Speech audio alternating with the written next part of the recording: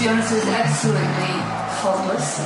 We had great fears about doing a major renovation because we hear all the horror stories, and it just didn't happen.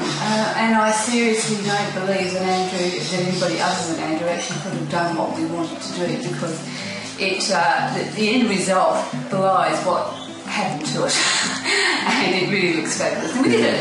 We did the renovation, and that was faultless. And then the extension, as soon as this was finished, we then went on to the extension because we had to be able to live in the house as well while it was all going on. And it worked exceptionally well. Exceptionally. The first stage of it, fortunately, we were still in Brisbane at that time. We've owned the house here since '91, and the first stage was done while we were in Brisbane. It had been rented for 15 years, so you can imagine the condition it was in.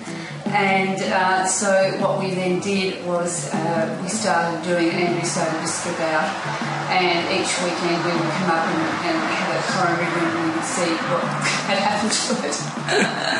So it wasn't all that long actually. It only took to do this main thing, bearing in mind that it was stripped back to frame.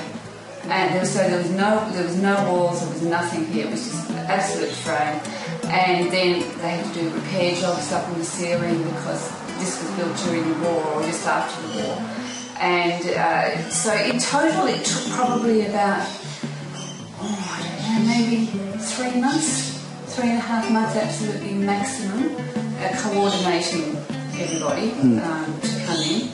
Then the second half of it was once we retired and moved back into the house, we then started on the extension then. At the back we've got an extension, we have a master bedroom, large ensuite, walk-in robe, the bathroom here, the main bathroom here, and the kitchen had to be done as well. So that was good. That was probably about the same time, about 3 months, I think, from going well. Oh, and the deck, of course. The deck was major because it had to have a roof going over the top of it, and there was a lot of scratching of heads as to how it was going to work. Andrew knew all along how it was going to work. I just couldn't quite visualise it, and it just came out just beautifully. The whole thing, I think, just pulled the house together. And so he really is faultless. He's one of a kind. Absolutely effortless, and so are his tradespeople, by the way, and I think that's really unique to have a group of tradespeople that just work so beautifully together. And they joke and they laugh, but they get on and they do the job, and they are exceptionally whole.